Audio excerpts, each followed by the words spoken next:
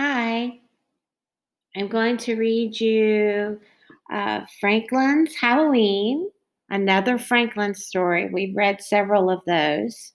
The apostrophe means that this is Franklin's Halloween and not that there's two Franklins, Paulette Bourgeois and Brenda Clark. Here's the title page, Franklin's Halloween. Franklin could count by twos and tie his shoes. He knew the days of the week, the months of the year, and the holidays in every season.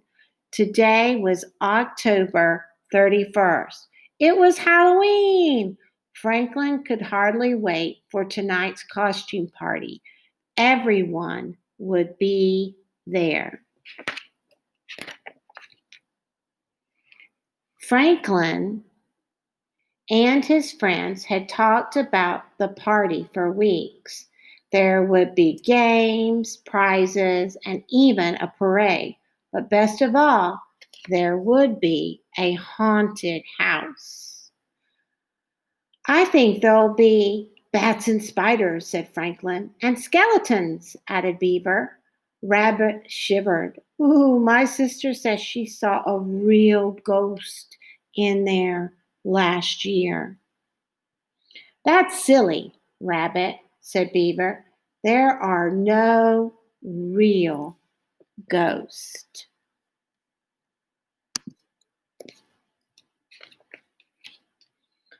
All of Franklin's friends were excited because of the costume contest. Franklin wasn't sure what he was going to wear. He tried on everything in his dress-up trunk, but nothing seemed quite right. Beaver and Goose were keeping their costumes a secret. Try to find us at the party, they giggled. Fox was also mysterious about what he was going to be. Look for something gruesome, Fox said. That gave Franklin an idea.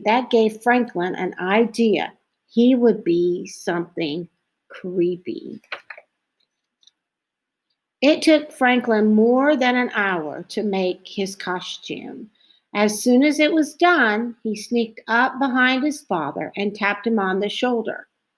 Trick or treat, said Franklin. Ah, gasped his father. Who are you?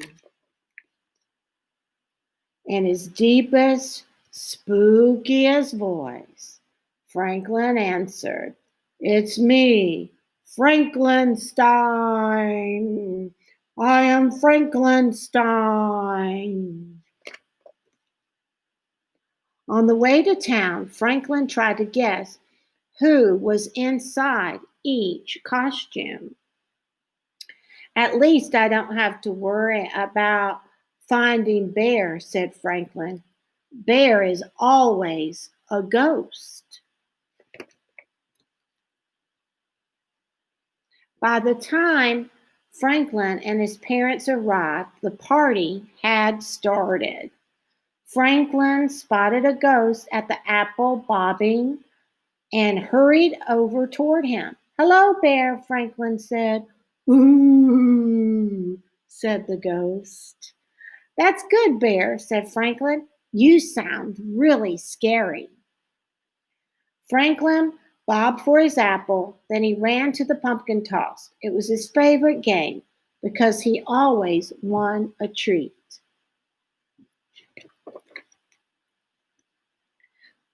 Franklin's bag was almost full by the time the judges announced the costume contest. While everyone lined up for the parade, Franklin tried to find more of his friends. He thought he recognized Beaver and Goose. But where was Fox? They marched around the building twice. Franklin made horrible monster sounds and shuffled with stiff, straight legs. He won the prize for the best green monster. Then there was only one more thing left to do: go inside the haunted house. You first, said Beaver, pushing Franklin toward the door. It creaked open. A skeleton rattled. Chains clanked. There were moans. Franklin stepped on something crunchy. Suddenly, a big, hairy hand reached out of the darkness. Franklin's heart beat hard at first, but before he could scream, a light was flickered on. Trick or treat, shouted Mr. Mole. Franklin looked around nervously. Then he laughed. The hairy hand was only Mr. Mole's mop. Here's a treat for braving the haunted house, said Mr. Mole. A ghost came before you. He got so scared, he flew away. But Bear can't fly, said Franklin. It wasn't Bear, explained Mr. Mole. Bear is homesick with a nasty cold. Franklin shuddered. If Bear wasn't the ghost, who was it? He ran back to his friends, who were waiting in line for the haunted house. Was it scary? Asked Fox. You look like you've seen a ghost. Maybe I did, said Franklin. He told them what Mr. Mole had said. You mean that Bear was never here? Asked Beaver. Franklin shook his head. The ghost flew over them. It swooped low and called, "Ooh, ooh." Rabbit twitched.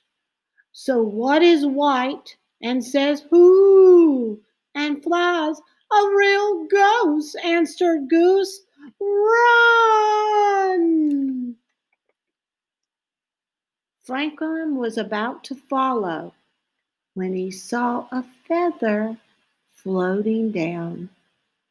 Stop, he shouted. I think I know who the ghost is. And Franklin showed them the feather. Look, it must be Mr. Owl. Even Rabbit giggled when he realized the trick their teacher had played.